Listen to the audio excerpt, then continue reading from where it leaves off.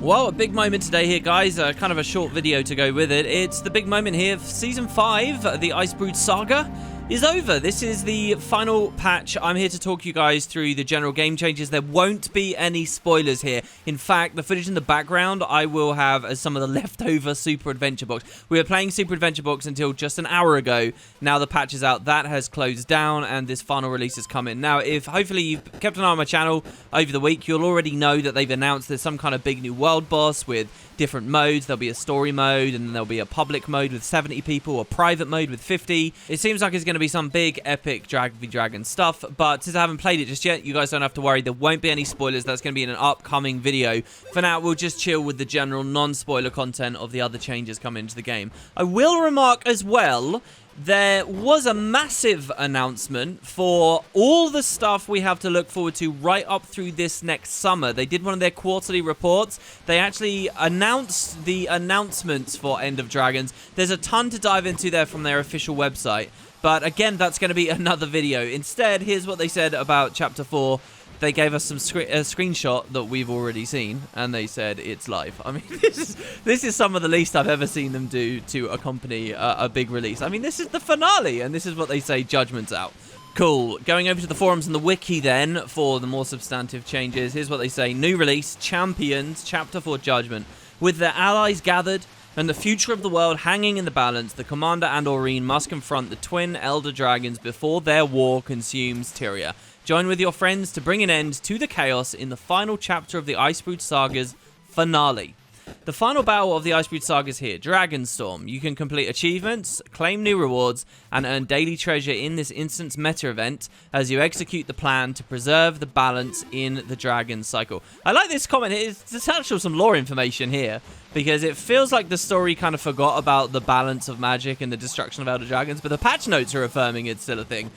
Challenge the dragons in 3 ways, they say. You got story, to complete the story quest of Champions to reach a story mission version of Dragonstorm, suitable for just 1 player and up to 4 additional group members. As a story mission, it's an easier challenge, but won't offer the meta event chest reward on completion. Can I just note here, by the way, their phrasing of what story is?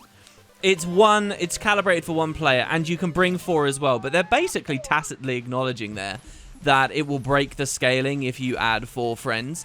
It was once upon a time true, way back around 2012, that the idea was personal story would scale to be stronger if you added more allies, so it was always fun. And you might remember some weird goofy moments in the personal story where if you brought enough allies you'd get champions, where instead they'd just be regular mobs or veterans.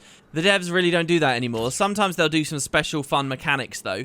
We saw even with the finale of Season 4 when we were inside Kralkatorrik, they did that. You know, and when one person was flying and controlling Aurene, the other people would be little sprites and stuff. So hopefully if they do anything very cinematic, they'll do interesting stuff with the side characters. There'll be details I find out as I actually play it. The public mode is every 2 hours. An open grouped version of Dragonstorm will be announced in the Eye of the North. Join the mission during this window to be grouped together with up to 80 like-minded players. I like how this is getting announced. You know, you kind of have to buy gem store stuff, like the world boss announcers for some of these other things during Heart of Thorns and the core ones. This is just going to get announced if you're at Eye of the North.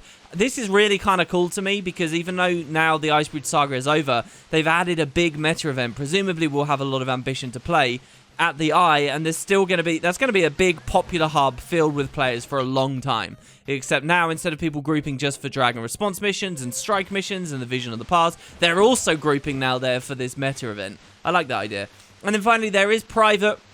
At any time, you can launch into Dragonstorm with a pre-made squad from the rally point in the Eye of the North. Assemble your friends and guildmates to show your strength as a team of up to 50 players.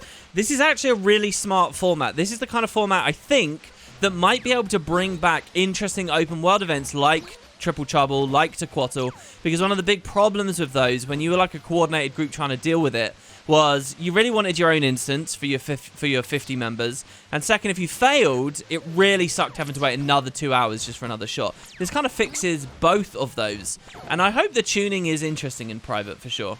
They don't really say there's extra rewards there though, so the advantage here is being able to do it rapidly. You don't have to wait on the 2 hours. You can just get in and over and over and over again. That's actually exactly what my guild Spud is hoping to do as well, as far as I'm aware. We'll get a big group of people in, and we'll be doing our runs of it. The guild is still open if you guys are interested. Moving on from Dragon's Dawn, they say, unlock the final stage of the Dragon Slayer Mastery by progressing your champion's story to its climax and hearing the plan for dealing with the threat of the twin dragons. Now, we already know in-game that this mastery is called Dragon Slayer. I think it's called Dragon Slayer, right? So the idea is, what are we actually going to be doing slaying? That's the big question on my mind right now. I remember when people first realized the name of this final mastery, which we're just now getting. You know, months ago, people realized it. And they thought it was a spoiler just to be able to mouse over that and see the name. So we'll see what the devs have in store for us. And it will be nice to have that finished. I want to compliment as well, by the way, the Icebrood Saga's balance of mastery points versus gates. Like, I've got just enough points to finish and cap that out as someone who's been playing it quite comprehensively.